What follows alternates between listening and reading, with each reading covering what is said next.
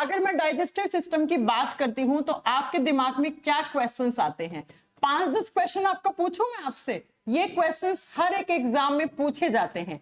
Digestive system, जिसको हिंदी में हम बोलते हैं पाचन तंत्र। आप जानते हैं कि हमारा बॉडी जो है वो बहुत सारे ऑर्गन से मिलकर बना हुआ है, बहुत सारे अंगों से मिलकर बना हुआ है। तो सबसे पहले डाइजेस्टिव सिस्टम का मीनिंग क्या होता है? सिस्टम का मतलब होता है ग्रुप ऑफ ऑर्गन्स। बहुत सारे ऑर्गन्स है, उनमें सिमिलर से फंक्शन होते हैं, एक जैसे काम होते हैं।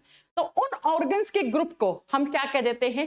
अब ऐसे ऑर्गन्स का ग्रुप जिसमें क्या होता है, जिसमें डाइजेशन की प्रोसेस होती है, जिसमें कौन सी प्रोसेस होती है? जिसमें डाइजेशन की प्रोसेस होती है। उन सारे ऑर्गन्स के ग्रुप को एक साथ मिलाकर हम क्या बोल देते हैं? उनको हम डाइजेस्टिव सिस्टम के नाम से जानते हैं। इसका मतलब हमें इस चैप्टर में किसके बारे में पढ़ना है? हमें इस चैप्टर में पढ़ना है, ओके अब ठीक है, एकदम बढ़िया। ओके मैम, मैं मेडिकल के स्टूडेंट हूँ, कोई स्पेशल क्लास है क्या? हाँ अनुज, आप साइंस स्पेशल का बैच ज्वाइन कर सकते हैं। चलो अब मैं आप लोगों को कमेंट नहीं देखूंगी, अब सिर्फ पढ़ाती हूँ, लास्ट में कमेंट देखेंगे 5 मिनट में। देखो बच्चा, सिस्टम का मतलब होता है ग्रुप ऑफ ऑर्गन्स, ऐसे ऑर्गन्स जिनके अंदर क्या प्रोसेस होती हो? जिनमें डाइजेशन की प्रोसेस हो रही है, जिनमें पाचन की प्रक्रिया हो रही है। अब सबसे पहले कुछ क्वेश्चंस बता दूं आपको जो पहले एग्जाम्स में आते थे। आपने सुना होगा कि एग्जाम में क्वेश्चन आता है कि बच्चे में जो दांत आते हैं उसमें किस टाइप का दांत नहीं आता है, या आता है डेंटल फॉर्मूला क्या होता है, या पूछता है जैसे बीपीएससी के एग्जाम का क्वेश्चन था कि जो प्रोटीन होता है उसका डाइजेशन कहाँ से शुरू हो जाता है, कहाँ पे खत्म होता है। ऐसे ही आपने सुना होगा जो हम फैट लेते हैं वो हमारे बॉडी में किस में कन्वर्ट हो जाती है, एक्सेट्रा एक्सेट्रा। बहुत सारे क्वेश्चंस आते हैं। बाइल जूस क्या होता है, कहाँ बनता है, कहाँ स्टोर होता है, बाइल जूस का पीएच वैल्यू कितना होता है, जो हमारे मुंह में सलाइवा लार होता है उसका पीएच वैल्यू कितना होता है, लार में कौन सा एंजाइम होता है। ऐसे ऐसे बहुत सारे क्वेश्चंस एग्जाम में बनते हैं। अप्रोक्स इस चैप्टर की बात करूं तो 50 से 60 क्वेश्चन इस चैप्टर से टोटल बन जाते हैं, जो सारे आपको जब चैप्टर आप कंप्लीट कर लोगे तो सारे क्वेश्चन आपके सॉल्व भी हो जाएंगे। सबसे पहले बात करते हैं कि मैम डाइजेस्टिव सिस्टम में क्या होता है, कैसे काम करता है और क्या होता है डाइजेशन का प्रोसेस। अगर मैं आपसे पूछूं कि हम लोग क्या खाते हैं, हम लोग खाना खाते हैं, आप सब बोलोगे हाँ जी मैम खाना खाते हैं। खाना क्यों खाते हैं? अगर हम खाना नहीं खाएंगे तो क्या हो जाएगा? अगर मैम हम खाना नहीं खाएंगे, अगर हम न्यूट्रिशन का प्रोसेस नहीं करेंगे तो हमारे बॉडी में एनर्जी लेवल डिक्रीज हो जाएगा, ऊर्जा की कमी हो जाएगी। और बिना एनर्जी के, आपने फिजिक्स में पढ़ा है, कोई भी काम आपको करना है तो आपको उसको एनर्जी या फोर्स या बल देना पड़ेगा। तो हमारा शरीर भी एक मशीनरी सिस्टम है। जैसे हमारे गाड़ी में पेट्रोल डीजल डालते हैं तो गाड़ी चलती है, तो ये शरीर भी एक गाड़ी है। अगर इस गाड़ी के अंदर आपने फ्यूल नहीं डाला, यानी कि अगर इसके अंदर आपने एनर्जी नहीं डाली, तो हमारा जो बॉडी है, ये जो मशीनरी सिस्टम है, ये काम करना बंद कर देगा। हमारे ऑर्गन्स भी ढंग से काम नहीं कर पाएंगे। इसलिए हम खाना खाते हैं, हम न्यूट्रिशन का प्रोसेस करते हैं, बेसिकली हम पोषण की प्रक्रिया करते हैं। तो अब जब न्यूट्रिशन में हम जो भी चीज खाते हैं उस चीज का डायरेक्टली हमारे बॉडी में एब्जॉर्प्शन नहीं होता है, उसका अवशोषण नहीं होता है। क्यों? क्योंकि हम जो खाना खाते हैं वो खाते हैं हम कॉम्प्लेक्स फूड। कॉम्प्लेक्स फूड का मतलब होता है जटिल भोजन। आप खाते हैं लार्जर मॉलिक्यूल्स, आप खाने के बड़े बड़े मॉलिक्यूल्स खाते हैं, और हमारी बॉडी में इन कॉम्प्लेक्स फूड को इजी फूड में कन्वर्ट करवाना होता है। जो आप खाना खा रहे हैं उसको इतना छोटा तोड़ो, इतना छोटा तोड़ो कि हमारी जो सेल्स, हमारे जो टिश्यूज हैं, उनमें उसका अवशोषण हो जाए, उसका अब्जॉर्प्शन हो जाए, और जैसे ही उसका अब्जॉर्प्शन हो गया तो हम उससे एनर्जी ले पाए। इसीलिए एनसीईआरटी में इस चैप्टर का नाम लिखा हुआ है डाइजेशन एंड एब्जॉर्प्शन। अगर आपने एनसीईआरटी पढ़ी होगी तो उसमें लिखा हुआ डाइजेशन एंड एब्जॉर्प्शन, कि पाचन, और पाचन होने के बाद जो भी हमारे बॉडी में न्यूट्रिएंट्स बने हैं उनका क्या करवाना है? एब्जॉर्प्शन यानी अवशोषण करवाना है। तो सबसे पहले देखते हैं कि हम क्या खाते हैं। जब खाने की बात करते हैं तो हम जो न्यूट्रिएंट, जो ज्यादा न्यूट्रिएंट खाते हैं, जो मैक्रो न्यूट्रिएंट्स खाते हैं, जिनसे हमारे बॉडी में एनर्जी निकलती है, वो 3 टाइप के खाते हैं। नंबर 1 पे खाते हैं कार्बोहाइड्रेट्स। कार्बोहाइड्रेट्स जिसको हम हिंदी में शर्करा बोलते हैं, और शॉर्ट फॉर्म में तो आजकल कार्ब्स बोलने लग गए हैं। आप रोटी खा रहे हो, आप फल फ्रूट खा रहे हो, आपको मिठाई खा रहे हो, इन सब से हमें क्या मिलती है? शुगर यानी कार्बोहाइड्रेट मिलती है। दूसरा हम खाते हैं प्रोटीन। हम क्या खाते हैं? प्रोटीन। आप बोलोगे मैम यस, हम दूध पीते हैं, हम नॉनवेज खाते हैं, चिकन खा लिया, मटन खा लिया, हम फिश खाते हैं, या हम वेज में हम सोयाबीन खाते हैं, मशरूम खाते हैं, अंडा खाते हैं। इस सब से हमें क्या मिलता है? प्रोटीन मिलता है। और तीसरा हम क्या खाते हैं? तीसरा हम फैट, लिपिड्स, वसा खाते हैं। ये तीनों क्या है? ये तीनों हमारे बॉडी के मैक्रोन्यूट्रिएंट्स कहलाते हैं। मैक्रोन्यूट्रिएंट्स का मतलब होता है बच्चा जो हम ज्यादा मात्रा में खाते हैं, ये हमारे बॉडी में हम ज्यादा मात्रा में खाते हैं। आप चाहे वेजिटेरियन हैं चाहे आप नॉन वेजिटेरियन हैं, डजंट मैटर, आप अल्टीमेटली इन तीन ही न्यूट्रिएंट को कंज्यूम करते हो। आप जब खाना खाते हो तो आपने कार्बोहाइड्रेट्स खाई होंगी या प्रोटीन खाया होगा या फैट खाया होगा, लेकिन ये जो न्यूट्रिएंट आप खा रहे हैं, ये जो मैक्रोन्यूट्रिएंट खा रहे हैं, ये किस फॉर्म में खाते हैं हम ये कॉम्प्लेक्स फॉर्म में खाते हैं, ये बड़े बड़े मॉलिक्यूल्स की फॉर्म में। इस तरीके से आप बड़ी बड़ी कार्बोहाइड्रेट्स खाते हैं, बड़े बड़े प्रोटीन खाते हैं और इस तरीके से बड़ी बड़ी फैट खाते हैं। तो हमारे बॉडी में एक सिस्टम है that is known as digestive system, जिसको हम पाचन तंत्र कहते हैं। वो क्या करता है, इनको पचा देता है, इनका डाइजेशन कर देता है, और डाइजेशन करने के बाद ये कार्बोहाइड्रेट भी छोटा छोटा टूट जाएगा। यानी कि जैसे ही कॉम्प्लेक्स फूड का डाइजेशन होता है तो कॉम्प्लेक्स फूड किसमें कन्वर्ट हो जाता है, इजी फूड में। जो जटिल भोजन है वो सरल भोजन में परिवर्तित हो जाता है, और इसी इजी फूड का एब्जॉर्प्शन करते हैं, और इससे हमें क्या मिल जाती है, हमारे बॉडी में हमें इससे एनर्जी यानी कि ऊर्जा मिल जाती है। तो अगर मैं बात करूं कि डाइजेस्टिव सिस्टम का मोटिव क्या है, उद्देश्य क्या है, तो क्या बनाना, हमारे बॉडी में एनर्जी बनाना, ऊर्जा बनाना। या मैं कहूं आप खाना क्यों खाते हैं, तो एनर्जी रिलीज करवाने के लिए हम खाना खाते हैं। खाने में क्या खाए, तीन टाइप के मैक्रोन्यूट्रिएंट्स खाए, कार्बोहाइड्रेट, प्रोटीन, फैट। अब आपके कुछ बच्चों के दिमाग में क्वेश्चन आ रहा होगा, मैम हम मिनरल्स भी खाते हैं, हम कैल्शियम, पोटेशियम, फास्फोरस ये भी खाते हैं। या कुछ के दिमाग में आ रहा होगा हम विटामिन भी खाते हैं। देखो बच्चा, आप मिनरल्स, विटामिन खाते हो ना, उनसे हमें एनर्जी नहीं मिलती है क्योंकि उनका मेटाबॉलिज्म नहीं होता है। एनर्जी अगर लेनी है तो आपको अपनी डाइट में इन तीन फूड को ज्यादा रखना पड़ेगा। अब बात ये आती है कि मैम कार्बोहाइड्रेट कॉम्प्लेक्स फॉर्म में खाया है तो इसका इजी फूड क्या होगा, क्या हो जाता है कार्बोहाइड्रेट। तो बहुत ध्यान से सुनना बच्चा, ये जो कार्बोहाइड्रेट हम खाते हैं ना, ये मोस्टली हम स्टार्च की फॉर्म में खाते हैं। किसकी फॉर्म में, हम स्टार्च की फॉर्म में खाते हैं। और स्टार्च एक बड़ा सा कार्बोहाइड्रेट है, ये एक पॉलीसेकेराइड कार्बोहाइड्रेट है, ये कॉम्प्लेक्स फॉर्म का एक कार्बोहाइड्रेट है। तो इस स्टार्च को हम क्या करते हैं, हम इसका ब्रेकडाउन करते हैं, और ब्रेकडाउन को ही हम यहाँ पे डाइजेशन का शब्द का डाइजेशन बोलते हैं, हम पाचन बोलते हैं। तो स्टार्च को जब हम तोड़ते हैं तो स्टार्च से हमें ग्लूकोज मिलता है, हमें फ्रक्टोज मिलता है, एक्सेट्रा एक्सेट्रा, ये छोटी छोटी कार्बोहाइड्रेट हमें मिल गई। तो अब जिस प्रोसेस के थ्रू स्टार्च ग्लूकोज और फ्रक्टोज में बदला है, उसी प्रोसेस को, उसी केमिकल प्रोसेस को हम क्या बोलेंगे, उसी को हम डाइजेशन बोलेंगे। इसका मतलब मैम आप ये कहना चाहती हैं कि हम कार्बोहाइड्रेट स्टार्च की फॉर्म में खाते हैं, लेकिन स्टार्च एक कॉम्प्लेक्स फूड है, एक कॉम्प्लेक्स कार्बोहाइड्रेट है। इसका ब्रेकडाउन होके स्टार्च से हमें क्या मिलता है, हमें ग्लूकोज और फ्रक्टोज मिलता है। तो डाइजेस्टिव सिस्टम क्या करता है, इस स्टार्च को ग्लूकोज और फ्रक्टोज में कन्वर्ट कर देता है, इस ग्लूकोज और फ्रक्टोज में कन्वर्ट कर देता है। इसका मतलब स्टार्च एक कॉम्प्लेक्स फूड है और ग्लूकोज और फ्रक्टोज क्या है, ये इजी फूड है। और जिस केमिकल प्रोसेस के थ्रू ये स्टार्च इजी फूड में कन्वर्ट हो गया, ये कॉम्प्लेक्स फूड इजी फूड में चला गया, उसी प्रोसेस को, उसी केमिकल प्रोसेस को हम डाइजेशन कहते हैं, उसी को पाचन कहते हैं। दूसरा हमने क्या खाया, हमने प्रोटीन खाया, और जो प्रोटीन हम खाते हैं वो हमारी बॉडी में जाके कन्वर्ट हो जाता है किसकी फॉर्म में, अमाइनो एसिड, अमीनो अम्ल की फॉर्म में कन्वर्ट हो जाता है। यानी कि प्रोटीन एक बड़ा सा मॉलिक्यूल है और अमीनो एसिड इस तरीके से छोटे छोटे मॉलिक्यूल हैं।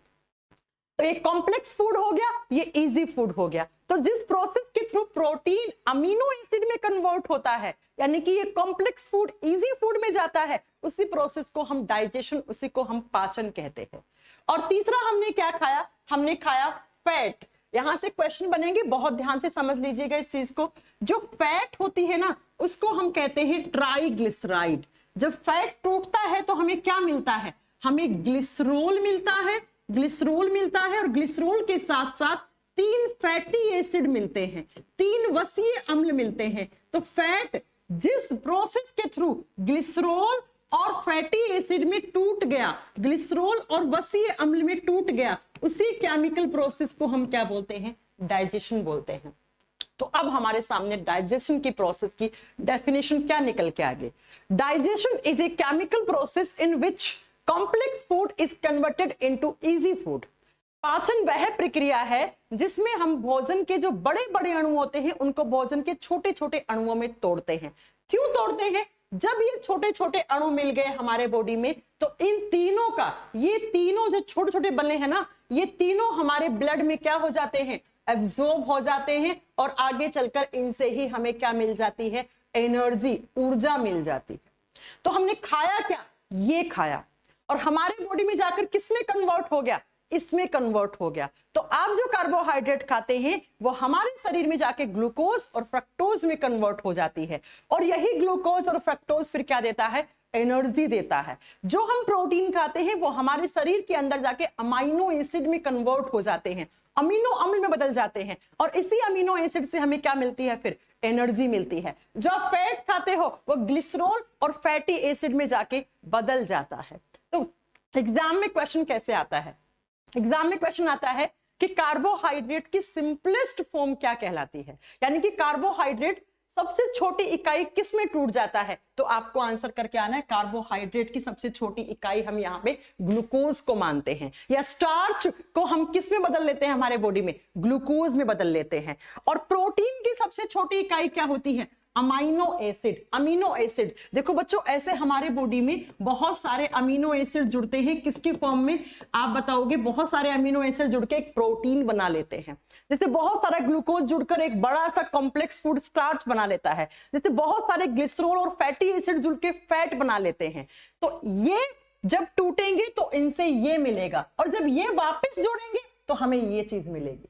तो डाइजेस्टिव सिस्टम का काम ही क्या है? डाइजेस्टिव सिस्टम का काम है इन तीनों को इसमें कन्वर्ट करना। तो डाइजेस्टिव सिस्टम में हम यही सब पढ़ने वाले हैं कि किस तरीके से जो आपका स्टार्च है वो ग्लूकोज, फ्रक्टोज, माल्टोज में बदल जाता है, कैसे प्रोटीन अमीनो एसिड में बदल जाते हैं और कैसे फैट जो है वो ग्लिसरॉल और फैटी एसिड में टूट जाता है।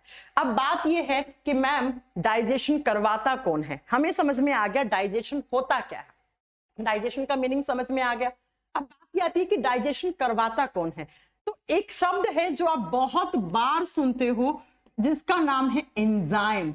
एंजाइम हमारी बॉडी में ये जो डाइजेशन या जो फूड का ब्रेकडाउन है ये किसकी हेल्प से होता है? ये एंजाइम्स की हेल्प से होता है। बहुत सारे एंजाइम्स आपने सुने भी होगा, जैसे आपने सुना होगा हमारी लार में सलाइवरी अमाइलेज एंजाइम होता है, हमारे पेट में पेप्सिन एंजाइम होता है, एक रेनिन एंजाइम होता है, एक अमाइलेज, लाइपेज, मैं आगे सब आप एंजाइम के बारे में पढ़ाने वाली हूँ। तो डाइजेस्टिव सिस्टम में जो फूड का ब्रेकडाउन करते हैं या जो फूड का डाइजेशन करते हैं वो कौन करते हैं? वो एंजाइम्स करते हैं। वो क्या कौन करते हैं? एंजाइम्स।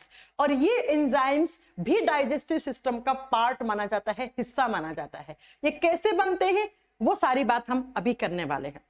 सबसे पहले जब हम डाइजेस्टिव सिस्टम की बात करते हैं तो डाइजेस्टिव सिस्टम कैसा होता है? हमारा डाइजेस्टिव सिस्टम कुछ इस प्रकार होता है। इस फोटो को देखिएगा।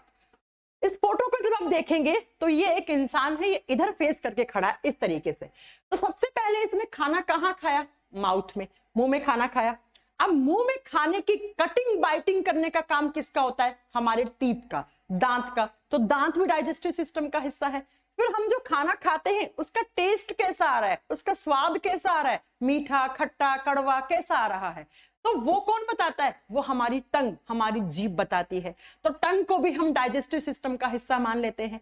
अब दांतों ने जैसे ही खाने को चबा दिया तो आगे का खाना कहां जाता है? आप निगल के इस पाइप में ले लेते हो। इस पाइप को कहते हैं हम फूड पाइप या ईसोफेगस कहते हैं।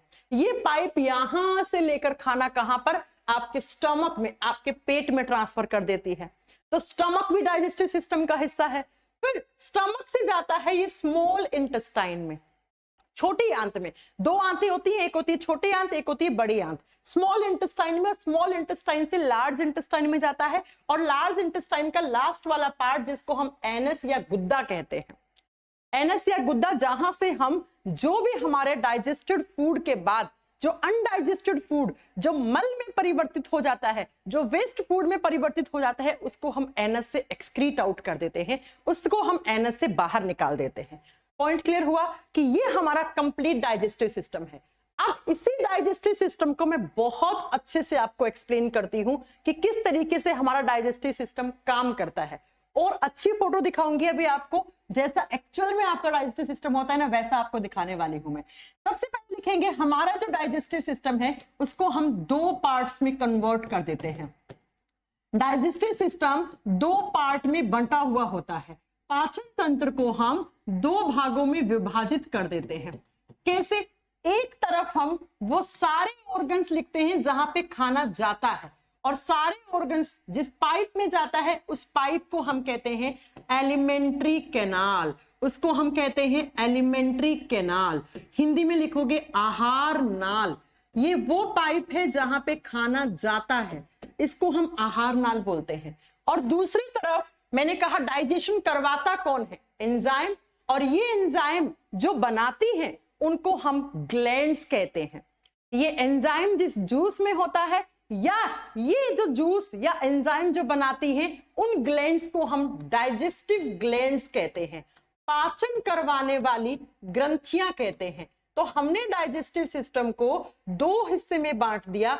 एक तरफ जहां पे खाना जाता है, और दूसरी तरफ जो खाने के अंदर एंजाइम डालती हैं, क्योंकि बिना एंजाइम की हेल्प से तो डाइजेशन हो नहीं सकता। तो दूसरी तरफ लिखेंगे पाचन करवाने वाली ग्रंथियां। अब ये कैसे कैसे एलिमेंट्री कैनाल कहां से शुरू होती है, कहां पे खत्म होती है, ये सारी बातें देखते हैं। सबसे पहले हमने एलिमेंट्री कैनाल किसको बोला? इस फोटो को देखो।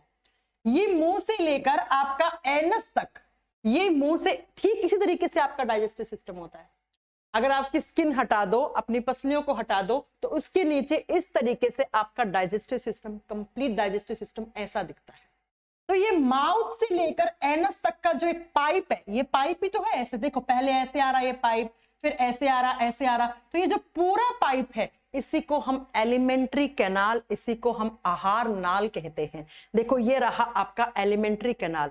वो सारे ऑर्गन्स जहां पे खाना जाता है, जहां पे खाना जाता है, उस पूरे पाइप को 9 मीटर लंबा, ये पूरा का पूरा पाइप जो होता है ना, ये 9 मीटर लंबा होता है। अब सुनने में थोड़ा अजीब लग रहा होगा कि मैम 9 मीटर तो बहुत लंबा होता है। बिल्कुल होता है 9 मीटर लंबा, लेकिन आपको पता इसलिए नहीं चलता है क्योंकि ये पाइप ऐसे मुड़ा हुआ पड़ा है। लेकिन अगर आप इसको पूरा ऐसे स्ट्रेच करोगे ना, तो 9 मीटर तक लंबा पाइप होता है, जिसको फिट में लिखना तो अप्रोक्स 33 फीट लिखते हैं हम। तो ये जो माउथ से लेके एनस तक का पाइप, अगर आपसे पूछ ले एलिमेंट्री कैनाल कहां से शुरू होता है, तो आपको क्या बताना है? मुंह से शुरू होके एनस तक खत्म होता है। तो लिख लो कि डाइजेस्टिव सिस्टम का जो एलिमेंट्री कैनाल हिस्सा है, वो हमारे मुंह से शुरू होके एनस तक का एक लंबा पाइप है। कितनी लंबाई है जिसकी लंबाई अप्रोक्स 9 मीटर है, और फिट में लिखोगे तो 33 फीट लिख लेना अप्रोक्स। ठीक है, इस लंबे पाइप को हम एलिमेंट्री कैनाल कहते हैं। एलिमेंट्री कैनाल में वो सारे ऑर्गन्स जहां पे खाना जाता है। अब बताओ, अगर मैं आपसे पूछ लूं कि एलिमेंट्री कैनाल का फर्स्ट ऑर्गन कौन सा है, तो कहां पे खाना खाते हैं? सबसे पहले आपने माउथ में खाना खाया, मुंह में खाना खाया, तो एलिमेंट्री कैनाल का फर्स्ट पार्ट माउथ कहलाता है। और एग्जाम में कभी कभी क्वेश्चन भी आता है कि digestive system is started by which organ?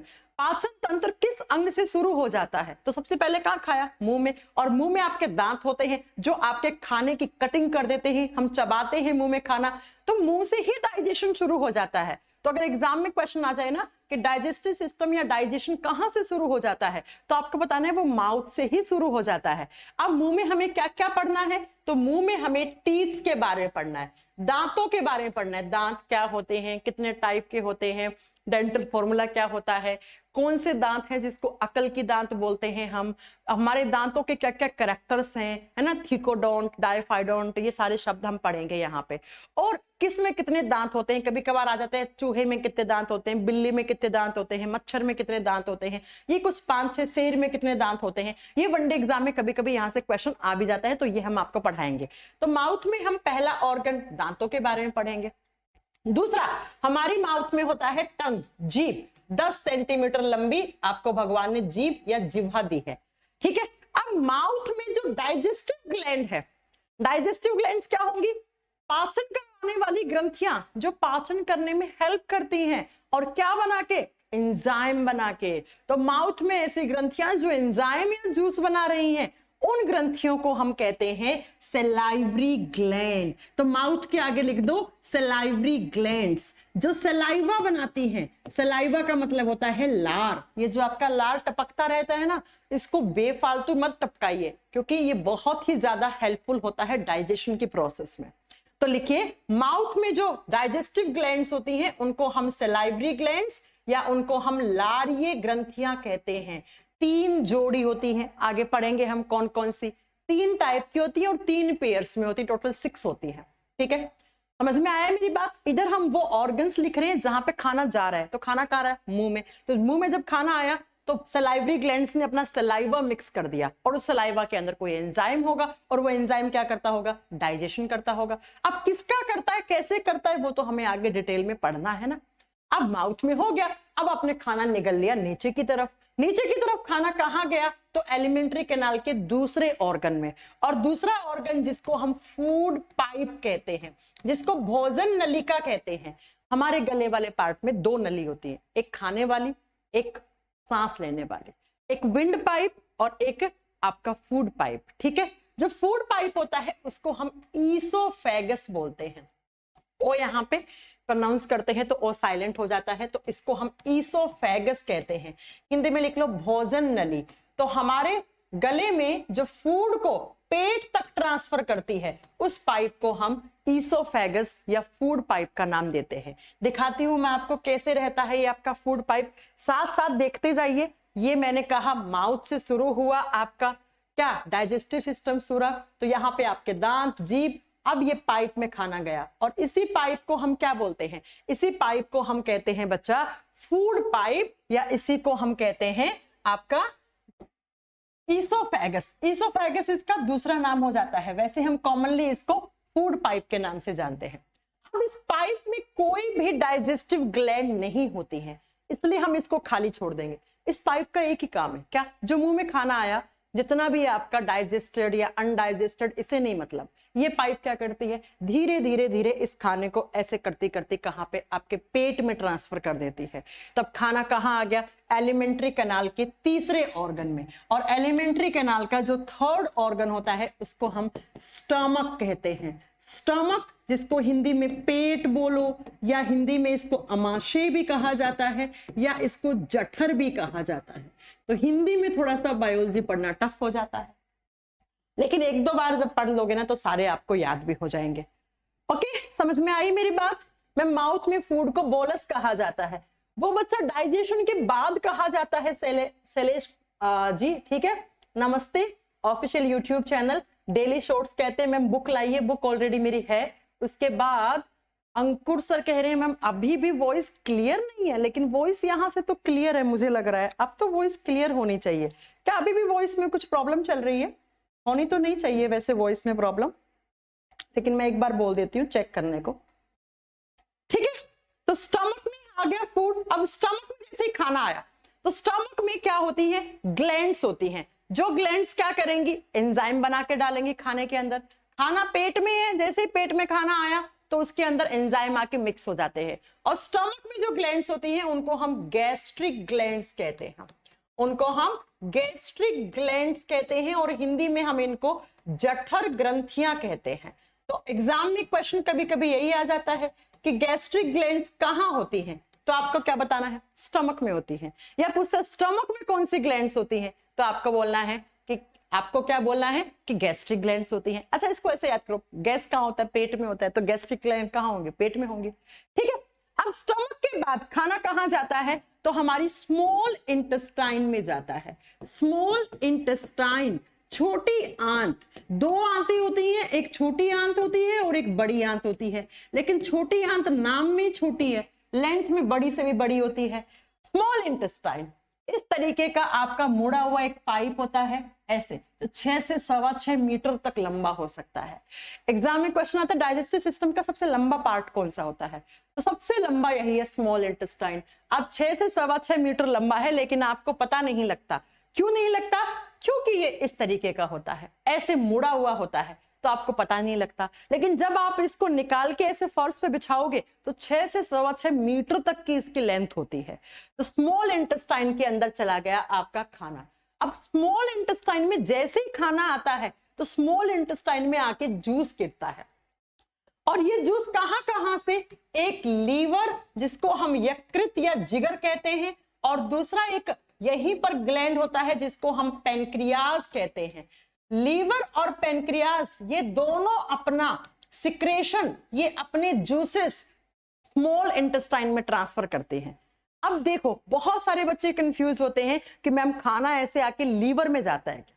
Liver आपका इस तरीके से अलग है, लीवर में खाना नहीं जाता है, खाना स्मॉल इंटेस्टाइन में ही रहता है। लेकिन जैसे ही स्मॉल इंटेस्टाइन में खाना आता है इस हिस्से में, तो ये रहा आपका लीवर। ये लीवर अपना सिक्रेशन और ये पेड़ के पत्ते जैसा ऑर्गन जिसको पेनक्रियास अग्नाशय कहते हैं, ये अपना सिक्रेशन इस खाने में ट्रांसफर कर देते हैं। तो खाना लीवर और पेनक्रियास में नहीं जाता। देखो लीवर इधर, पेनक्रियास इधर, तो खाना कैसे जा सकता है? खाना तो इस पाइप में रहता है, इस एलिमेंट्री कैनाल में रहता है। तो मुंह से आया फूड पाइप में, फूड पाइप से पेट में, और पेट से स्मॉल इंटेस्टाइन में गया। स्मॉल इंटेस्टाइन में खाना रहता है और स्मॉल इंटेस्टाइन में अपना जूस, यहां से लीवर, यहां से इस लीफ जैसे ऑर्गन है जिसको पेनक्रियास बोलते हैं अग्नाशय, ये दोनों अपने जूसेस, ये दोनों अपने रस कहां पे ट्रांसफर कर देते हैं? स्मॉल इंटेस्टाइन में। और ये जूसेस क्या करते हैं? ये जूसेस डाइजेशन में हेल्प करते हैं। ठीक है, स्मॉल इंटेस्टाइन के आगे हमने लीवर और पेनक्रियास लिख दिया। अब जो खाना है वो जाता है आपका स्मॉल के बाद लार्ज इंटेस्टाइन में। किस में जाता है? लार्ज इंटेस्टाइन, यानी कि बड़ी आंत में। और बड़ी आंत में जाते जाते तो जितना डाइजेशन होना था उतना हो गया, तो हमें अब जरूरत ही नहीं है किसी भी टाइप के जूस और एंजाइम की।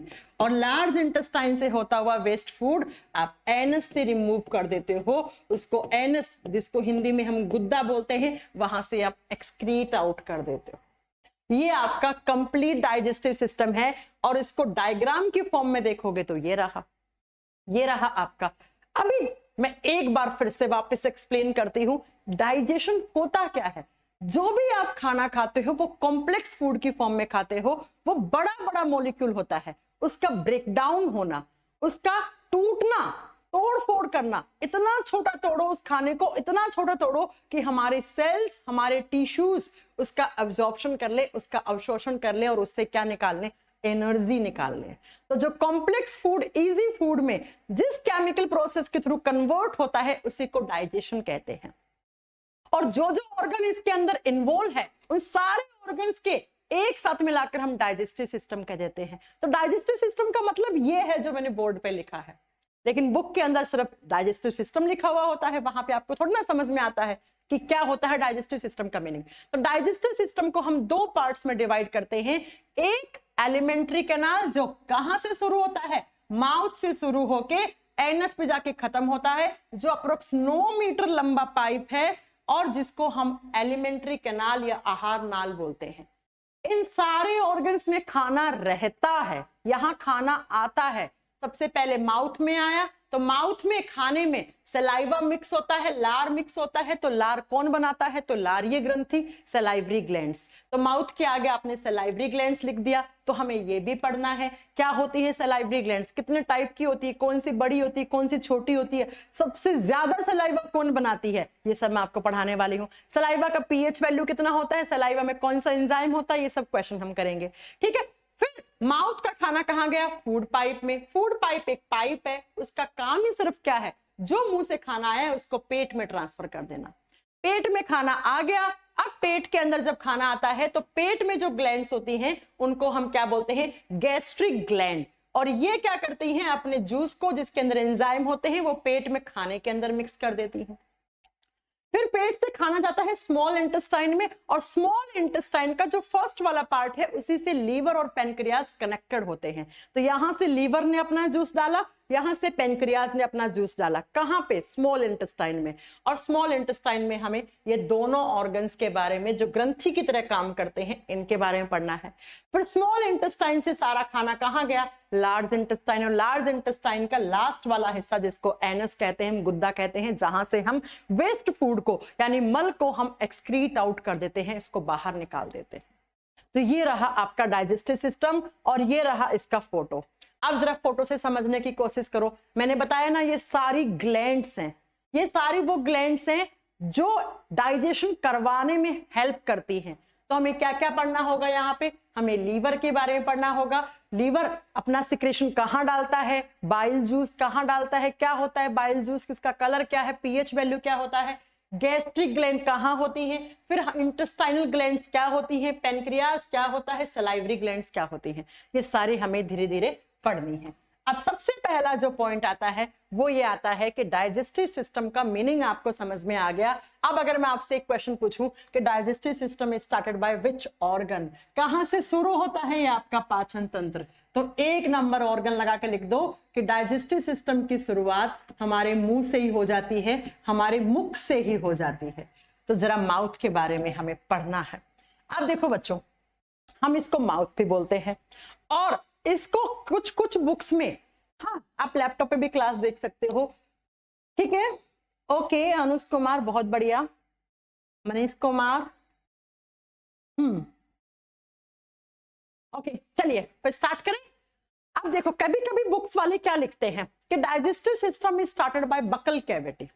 ये बकल कैविटी क्या होती है, आ करो आप, आ करोगे तो ये वाला जो पार्ट है ना आपका, इसको बोलते हैं बकल कैविटी। कैसे, जरा देखिएगा इस डायग्राम में कि जब आप मुंह में आप आ करते हो तो आ करते समय आपका ये जो एक कैविटी बना हुआ है ना, इसी को बकल कैविटी या ओरल कैविटी कहते हैं। आपके दांत वांत में कभी दर्द हुआ होगा तो आप डेंटिस्ट के पास गए होंगे तो डेंटिस्ट ने क्या बोला होगा, आ करो। तो जब आप आ करते हैं तो आ करने में ये जो कैविटी बन रही है ना, गुहा बन रही है, इसी गुहा को हम बकल कैविटी भी बोलते हैं। तो माउथ या हम यहाँ पर किसके बारे में पढ़ने वाले हैं, बकल कैविटी के बारे में पढ़ने वाले हैं। हिंदी में इसको मुख गुहा भी कहा जाता है।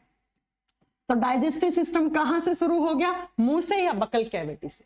अब बकल कैविटी आ करोगे तो आपको 3 चीजें दिखेंगी, क्या क्या, सबसे पहले आपके दांत दिखेंगे, दिखेंगे ना आपके टीथ, आपके दांत दिखेंगे। तो हमें यहाँ पे दांतों के बारे में पढ़ना है। फिर आ करोगे तो आपको दूसरा जो ऑर्गन दिख रहा है जिसको हम टंग या जिसको हम जीभ या जिसको हम जिह्वा कह रहे हैं वो दिखेगा। और तीसरा जब आ करोगे तो आपकी लार नीचे टपकने लग जाएगी। अगर आपकी लार पे आपका कंट्रोल नहीं है तो आपकी लार टपक के नीचे गिर जाएगी।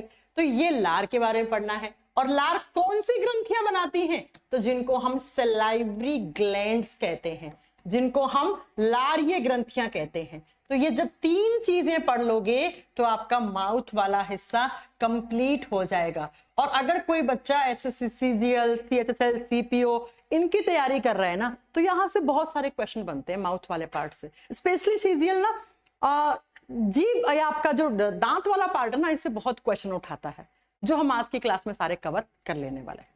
आइए जरा, तो एलिमेंट्री कैनाल का फर्स्ट ऑर्गन 1 नंबर आपने माउथ को दिया। अब माउथ में 1 नंबर आप दांतों को दे दो, तो या ए लगा लो, है ना, ए पॉइंट पे लिख दो टीथ।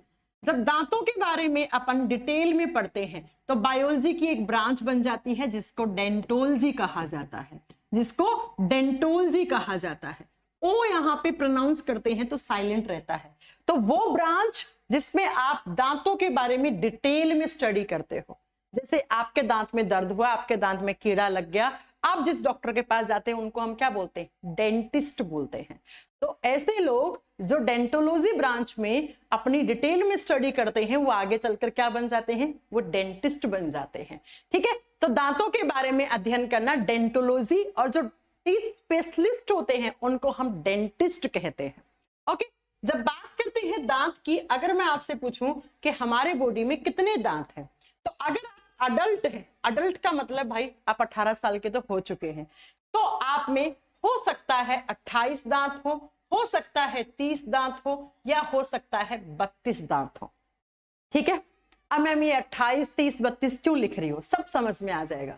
लेकिन अगर आप बच्चे हो, आपके नए नए दांत आए हैं, जिसको हम क्या कहते हैं, दूध के दांत आए हैं, तो आप में 20 दांत हैं। लेकिन अगर आप में से पूछो कि मैम परमानेंट टीथ कितने बन जाते हैं, परमानेंट का मतलब है जो अब नहीं टूटने वाले हैं, वो आपके 32 बन जाते हैं। लेकिन ये 32 कब होते हैं कंप्लीट, जब आप में अकल की दाढ़ आती है। कितनी, 4। अगर एक भी नहीं आई है तो भी आप में 28 दांत हैं। अभी बात करेंगे हम इसके बारे में, ठीक है। चलो, सबसे पहले जब दांत की बात करते हैं तो दांत जो होते हैं वो अगर परमानेंट की बात करोगे, बच्चे थे तो 20 आए, फिर टूट गए, फिर 20 नए आ गए, फिर अकल के दांत भी आ गए, तो आप में लास्टली जाके कितने दांत आ गए? 32 आ गए, 32 दांत आ गए। ठीक है, अब इन 32 दांत को हम 4 टाइप में डिवाइड करते हैं। हमारे जो टीथ्स होते हैं कितने? 32। ये 20 28 सब बातें करेंगे, अभी आप 32 लेके चलो। इन 32 दांत को हम 4 टाइप के बांट देते हैं। कौन कौन से? नंबर 1 पे आते हैं इंसीजर्स। एक नंबर पे आते हैं इंसीजर्स। इंसीजर्स को हिंदी में हम कृतक बोलते हैं, कृतक। और नंबर 2 पे जो आते हैं उनको हम कैनाइंस कहते हैं, कैनाइंस। हिंदी में लिखना रद्दनक। और 3 नंबर पे जो आते हैं जिनको हम प्रीमोलर्स कहते हैं, जिनको हम प्रीमोलर्स, और हिंदी में लिखते हैं इनको अग्रचवर्णक। चवर्णक संस्कृत शब्द होता है, वैसे बायोलॉजी की हिंदी नहीं, बायोलॉजी की संस्कृत होती है। बायोलॉजी में जब हिंदी में आप शब्द देखते हो ना, उसमें से 80% जो शब्द है ना वो संस्कृत भाषा के हैं। ठीक है, वो संस्कृत भाषा के ही हैं। तो अग्रचवर्णक आगे वाले, चबाने वाले। और चौथे टाइप के दांत होते हैं उनको हम मोलर्स कहते हैं, उनको हम मोलर्स या चवर्णक कहते हैं, पीछे वाले, चबाने वाले। तो हमारे बॉडी में टोटल कितने टाइप के, हमारे बकल कैविटी में, हमारे माउथ में 4 टाइप के टीथ्स होते हैं। Incisors, canines, premolars, molars. सबसे पहले ये इंसीजर्स कौन से होते हैं? स्माइल करो, स्माइल करोगे तो 4 ये दांत ऊपरी जबड़े के, 4 नीचे वाले जबड़े के, यही आपके स्माइली टीथ होते हैं, इनको इंसीजर्स कहते हैं। टोटल कितने? 8। ये 8 कब है? जब आपने 32 दांत आ चुके हैं। मैं परमानेंट टीथ की बात कर रही हूँ। अभी बच्चों में कितने होते हैं, कैसे होते हैं, सब बातें करेंगे धीरे धीरे। ठीक है, स्टेप बाय स्टेप चलेंगे, सारे क्वेश्चंस आपके सॉल्व होंगे अगर आपने ये चैप्टर अच्छे से पढ़ लिया मुझसे तो। ठीक है, उसके अलावा आपको कुछ पढ़ने की जरूरत नहीं है। इसके अलावा किसी किताब से या कहीं से भी जो जितना मैंने पढ़ा दिया उसको अच्छे से पढ़ लोगे तो आप 99% क्वेश्चंस करके आ जाओगे। 100% तो कोई अपना नहीं बोल सकता ना, एक आधा क्वेश्चन तो कभी ना कभी आउट ऑफ सिलेबस आ ही जाता है ना। 100% तो कोई चीज होती ही नहीं है, साइंस मानती है ना ये चीज।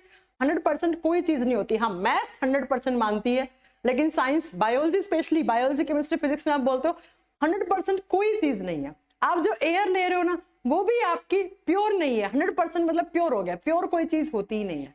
ठीक है, चलो तो जब बात करते हैं कि इंसीजर्स कितने होते हैं? 8। इनको हम कहते हैं स्माइली टीथ।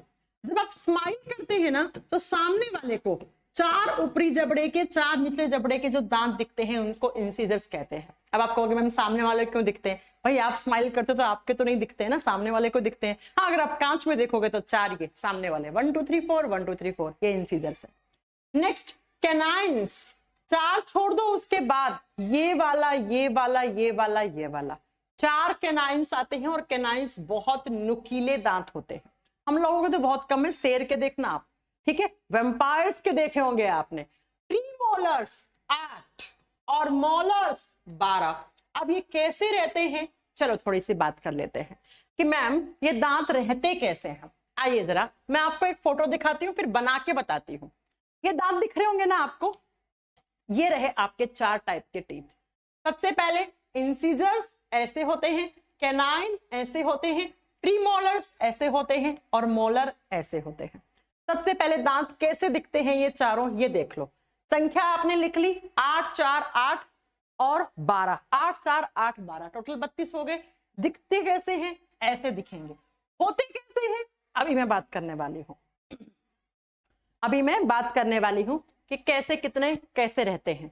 आइए जरा देख लिया आपने फोटो कि इंसीजर्स कैसे हैं। ये ह्यूमन टीथ्स हैं। मैं गाय, भैंस, घोड़ा, बकरी, जानवर के दांतों की बात नहीं कर रही हूं, मैं हमारा डाइजेस्टिव सिस्टम पढ़ा रही हूँ। ह्यूमन डाइजेस्टिव सिस्टम, मनुष्य का पाचन तंत्र। तो हमारे दांत हैं ये, किसी और के दांत ऐसे नहीं है। शेर के दांत ऐसे नहीं होते हैं, मच्छर के ऐसे नहीं होते, कबूतर के ऐसे नहीं होते हैं। ठीक है, हमारे दांतों की बात कर रहे हैं।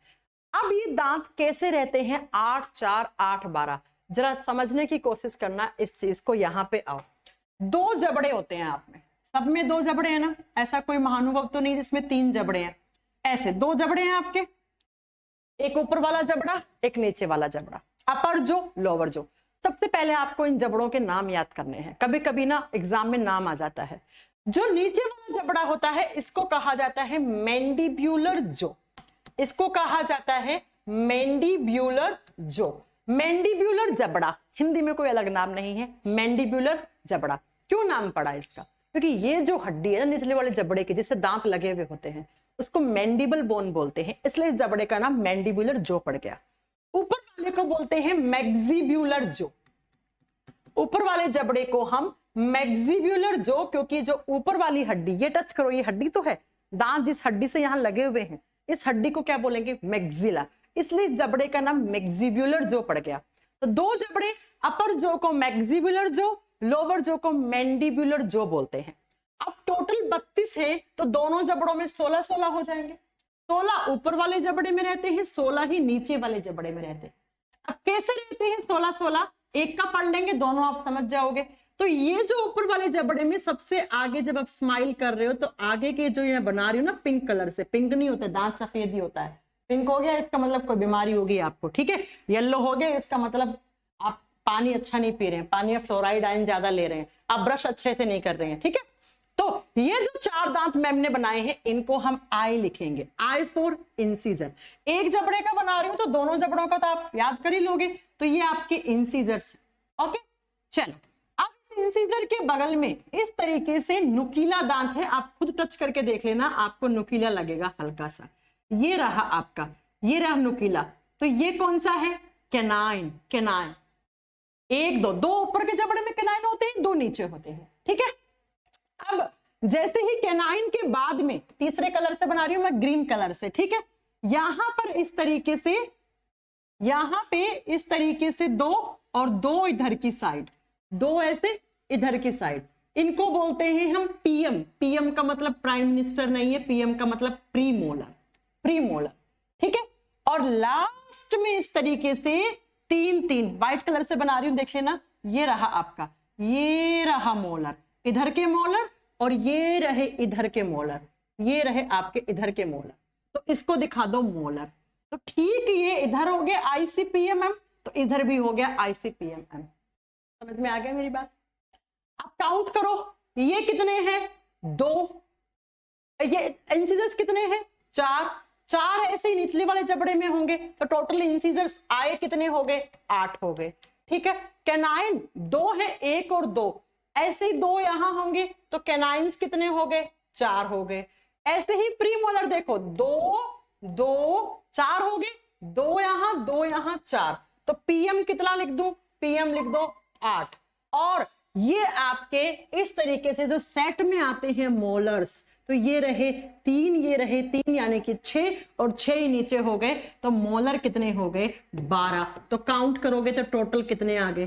32 आ गए। तो इस तरीके से आपके दांत रहते हैं, इस तरीके से आपके टीथ रहते हैं। क्या आपको समझ में आ गया? मैम थिंक एसएससी ऐप की है, हाँ जी बिल्कुल, साइंस स्पेशल का जो बैच है वो आपको थिंक एसएससी नाम की एप्लीकेशन पे ही मिलेगा।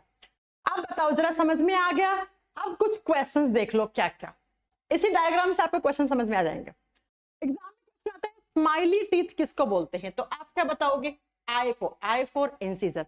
और जब आप छोटे बच्चे थे ना, जब आपको सबसे पहले दांत आते हैं, जिसको हम दूध के दांत बोलते हैं, जिसको हमारी दादी नानी क्या बोलती थी, खरगोश का दांत आ गया, तो सबसे पहले इंसीजर्स ही आते हैं बच्चे के अंदर। तो अगर आपसे एग्जाम में पूछ ले कि बच्चे के अंदर सबसे पहले कौन से टाइप का टीथ आते हैं, इंसीजर्स, स्माइली टीथ, इन्हीं को बोलते हैं। अगर मैं आपसे पूछूं नुकीला दांत कौन सा होता है, तो आप क्या बोलोगे? कैनाइन होता है। कैनाइन के बगल वाले प्रीमोलर, और लास्ट वाले दांत क्या कहलाते हैं? मोलर्स या चवर्णक कहलाते हैं। संख्या ये रही, ये आपको संख्या समझ में आ गई होगी। अब इसी को फोटो से देख लो, ये 4 टाइप के होते हैं, ये रहे आपके दांत। देख लो बच्चों, ये आपके 4 इंसीजर, यहाँ के 4 ये इंसीजर। अब ये 5वां दांत देखना, आपको नुकीला लग रहा होगा, यहाँ से कैनाइन, फिर ये प्रीमोलर, ये प्रीमोलर, ये मोलर, ये मोलर, ठीक है। ऐसे ही incisor, canine, canine, premolar, molar, premolar, molar, ये रहे आपके 32 दांत। आपके मेरे सबके ऐसे हैं, जब तक आपके टूटे नहीं, आपने किसी के साथ कोई लड़ाई नहीं की, आपको मुक्का नहीं पड़ा, तब तक आपके दांत ऐसे ही हैं। हो गया? बाकी कोई गारंटी नहीं, किसी से लड़ाई करो, कोई मुक्का मारेगा तो दांत टूट भी सकते हैं। पॉइंट क्लियर हो गया कि दांत कितने होते हैं, कितने टाइप के होते हैं। ओके मैम, समझ में आ गया। अब ये दांत हम डाइजेस्टिव सिस्टम में क्यों पढ़ रहे हैं, ये बताओ। डाइजेस्टिव सिस्टम में इसलिए तो पढ़ रहे होंगे, ये डाइजेशन में हेल्प कर रहे होंगे ना कहीं तो। और डाइजेशन क्या होता है? तोड़फोड़। किसकी तोड़फोड़? खाने की तोड़फोड़। तो क्या ये दांत भी खाने की तोड़फोड़ करने में काम आते हैं? बिल्कुल आते हैं। जरा देखिए कैसे कैसे काम आते हैं। तो ये जो इंसीजर्स, कैनाइन्स, प्रीमोलर, मोलर होते हैं ना, ये डाइजेस्टिव सिस्टम में फूड की कटिंग, बाइटिंग, टीयरिंग कर देते हैं। इंसीजर्स का काम होता है कटिंग ऑफ फूड, फूड को काटना, फूड को काटना। जो आप खाना खा रहे हो ना मुंह में, उसकी कटिंग का काम करते हैं इंसीजर्स। कैनाइन नुकीले होते हैं, एक तो ये बाइट करने का काम करते हैं। जैसे आप ना बर्गर खाते हैं, सैंडविच खाते हैं ना, तो आप बाइट करते हैं। तो ये जो बाइट करने का काम, ये आप क्या करते हैं, घर में ना चिप्स का पैकेट लेके आए और उसको ऐसे करके खोल देते हैं। किस दांत की हेल्प से? नुकीले दांत। नुकीला दांत कौन सा है? कैनाइन। तो कैनाइन का काम होता है टीयरिंग। टीयरिंग का मतलब होता है यहाँ पे चीर फाड़ करना। कैनाइन्स क्या कर देते हैं? भोजन की बाइटिंग एंड टीयरिंग करने का काम। टीयरिंग ऑफ फूड, भोजन को चीर फाड़ कर दिया, उसको तोड़ फोड़ कर दी उसकी, ठीक है। और इसी कैनाइन की हेल्प से ही हम कोई पैकेट, दूध का पैकेट, चिप्स का पैकेट खोलते हैं, या कोई कोल्ड ड्रिंक का ढक्कन या बोतल का ढक्कन खोलते हैं। इससे आप ऐसे टेढ़ा करके खोलते हैं ना, ये कैनाइन होता है। अब ये कैनाइन हम लोगों के तो बहुत ही कम नुकीले होते हैं, लेकिन जो कार्निवोरस एनिमल्स होते हैं, जो मांसाहारी जीव जंतु होते हैं, जो इंसान की बॉडी मिल गई तो उसको चीर फाड़ करके खा जाएंगे, उनके ये सबसे ज्यादा नुकीले दांत होते हैं। तो एग्जाम में क्वेश्चन आता है कि जो कार्निवोरस एनिमल्स होते हैं, जो मांसाहारी जीव जंतु होते हैं, वो चीर फाड़, जैसे शेर हो गया है ना, जैसे कुत्ता हो गया, कुत्ते के देखे ऐसे निकले हुए, ओ तो ये अपने कैनाइन्स इतने नुकीले होते हैं उन लोगों के कि ये मांस की चीर फाड़ कर देते हैं, हमारे बॉडी की चीर फाड़ कर देंगे। तो कार्निवोरस एनिमल सबसे ज्यादा अपने कौन से दांत को यूज में लेते हैं? कैनाइन्स को। हमारे इतने नहीं होते हैं, क्योंकि हम लोग ओमनिवोरस होते हैं, हम सर्वाहारी होते हैं। हम कार्निवोरस भी हैं, हम यहाँ पर हर्बीवोरस भी हैं, यानी कि हम घास फूस भी खाते हैं हल्का फुल्का। आपको घास फूस का मतलब वो खेत में उगता है वो घास फूस नहीं। जैसे आप पालक खा रहे हो, धनिया खा रहे हो, ये क्या है? एक टाइप की घास ही तो है, ये खाते हैं। या हम नॉनवेज खाते हैं, तो हम लोग ओमनिवोरस हो गए, हम सर्वाहारी हैं। तो हमारे दांत इतने ज्यादा नुकीले नहीं होते हैं कैनाइन। जो प्रीमोलर्स और मोलर्स, प्रीमोलर का काम होता है ग्राइंडिंग। ग्राइंडिंग किसकी? फूड की। ग्राइंडिंग ऑफ फूड, यानी कि फूड को पीस देना, और छोटा पीस देते हैं। ये ग्राइंडिंग कर देते हैं और छोटे टुकड़ों में तोड़ दिया खाने को, भोजन को और छोटा तोड़ दिया। चबाना बोलते हैं ना, गांधी जी ने कहा है खाने को 32 बार चबा के खाना चाहिए मुंह में, है ना। क्यों? क्योंकि 32 दांत होते हैं। अब 32 बार कौन चबाता है? आजकल तो हम लोग एक टुकड़ा लेते हैं, गम गम कराओ, गटक लिया उसको, है ना। ऐसे लोगों को फिर गैस, एसिडिटी की प्रॉब्लम भी रहती है।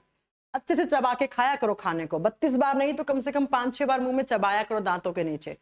जितना छोटा करके फूड पाइप में डालोगे ना, उतना ही अच्छा आपका डाइजेस्टिव सिस्टम रहेगा, उतनी ही कम आपको एसिडिटी, गैस जैसी प्रॉब्लम रहेंगी, कम रहेंगी, ठीक है। मोलर्स का काम होता है ग्राइंडिंग प्लस मिक्सिंग। ग्राइंडिंग के साथ साथ ये मिक्सिंग कर देते हैं। मिक्सिंग किसकी? फूड की। और किसके साथ? तो आपके मुंह में क्या है? सलाइवा। तो जब आप मुंह में कोई भी चीज खा रहे हो, चबा रहे हो, तो साथ साथ में उस खाने के साथ क्या हो जाता है? सलाइवा मिक्स हो जाता है, आपका लार मिक्स हो जाता है। तो दांत हमारे 4 टाइप के थे, इंसीजर्स, कैनाइन्स, प्रीमोलर्स, मोलर्स।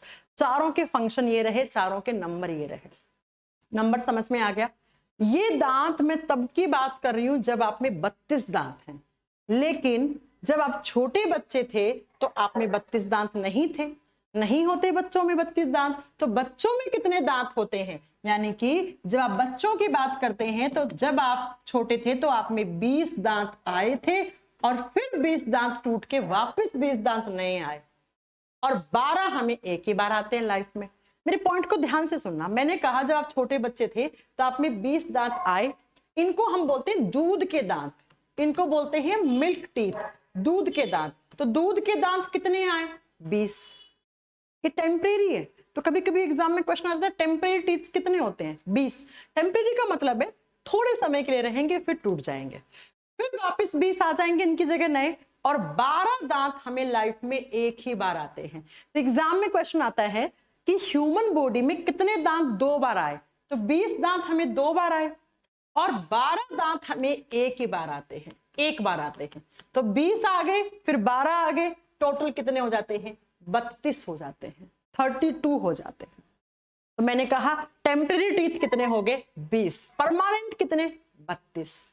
अब इस टेम्परेरी में कौन कौन से कितने होते हैं? ये जो दूध के दांत है ना, जिसको हमने 20 लिखा है, तो लिखो इसमें 8 इंसीजर्स होते हैं। 8 आई का मतलब क्या है? इंसीजर्स। 4 कैनाइन होते हैं और 0 प्रीमोलर। बच्चे में कोई भी प्रीमोलर नहीं आता है और बच्चे में 8 मोलर होते हैं। तो 2 क्वेश्चन बन गए यहां से एग्जाम में जो आते हैं। जो एग्जाम में आते हैं वो क्वेश्चन देख लो क्या क्या।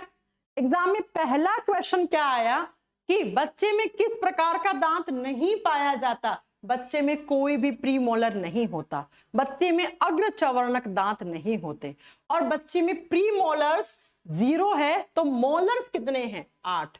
तो बच्चों जब वो बच्चा बड़ा हो जाता है तो ये आ गए यहाँ पे 8 और यहाँ पे 4 और जुड़ जाते हैं, तो 12 दांत और आ गए। तो इस बच्चे के अंदर 12 + 20 यानी 32 हो गए। अब ये बच्चा बच्चा नहीं रहा, अब ये बच्चा बहुत बड़ा बच्चा बन गया, यानी कि ये अडल्ट हो चुका है। तो ये दांत मैंने पढ़ा दिए हैं। परमानेंट 32, टेम्परेरी या दूध के दांत इतने, इनकी संख्या आपको याद रखनी है। और हमने आज क्या स्टार्ट करा? हमने आज डाइजेस्टिव सिस्टम स्टार्ट करा। फटाक से रिवाइज कर लेते हैं क्या पढ़ा। मैंने बताया आपको कि डाइजेस्टिव सिस्टम वो सिस्टम है जो हमारे बॉडी में डाइजेशन का काम करता है। डाइजेशन किसका होता है? फूड का। क्यों? क्योंकि हम कॉम्प्लेक्स फूड खाते हैं। और डाइजेशन किस किस का? कार्बोहाइड्रेट का, प्रोटीन का, फैट का। कार्बोहाइड्रेट किस में कन्वर्ट होती है हमारे बॉडी में? ग्लूकोज, फ्रक्टोज में। और प्रोटीन अमीनो अम्ल में, अमाइनो एसिड में। एसएससी जीडी के एग्जाम का क्वेश्चन, थका हुआ क्वेश्चन, क्या कि प्रोटीन की सबसे छोटी इकाई क्या होती है? जीडी के एग्जाम में पूछा हुआ क्वेश्चन है ये, ठीक है। फैट हमारे बॉडी में जाके फैटी एसिड्स और ग्लिसरॉल में टूट जाता है। डाइजेस्टिव सिस्टम 2 पार्ट में डिवाइड रहता है। एक जहां पे खाना जाता है उसको हम पूरे पाइप को एलिमेंट्री कैनाल कहते हैं, जो माउथ से शुरू होकर एनस पे खत्म हो जाता है। दूसरी तरफ जो डाइजेशन में हेल्प करने वाली ग्लैंड्स होती हैं, जिनको हम डाइजेस्टिव ग्लैंड्स कहते हैं, जैसे मुंह में कौन सी? Salivary gland. पेट में कौन सी? Gastric gland. और जो छोटी आंत से कनेक्टेड होती है उनको लीवर एंड पेनक्रियाज बोलते हैं। ये सब हमें पढ़नी है। उसके बाद हमने स्टार्ट किया कि डाइजेस्टिव सिस्टम में स्टार्टेड बाय माउथ। माउथ में हमने दांत के बारे में पढ़ा, और दांत कितने होते हैं, उनका काम क्या होता है, सिर्फ अभी इतना पढ़ा है।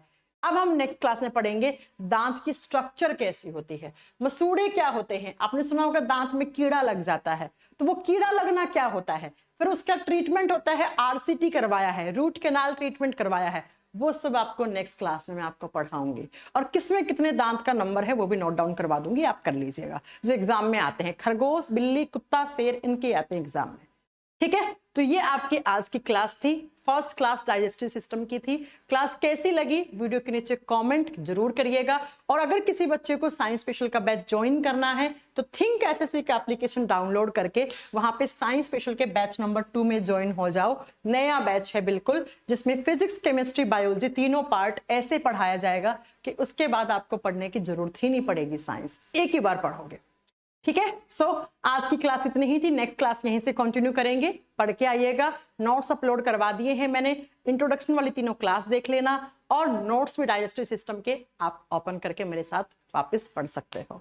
Thank you so much. Class कैसी लगी तो प्लीज कमेंट करके बताना ना भूलिएगा, और हमारे इस चैनल को सब्सक्राइब भी कर लीजिए, और साथ में आप थिंक एसएससी के एप्लीकेशन को भी डाउनलोड कर लीजिए।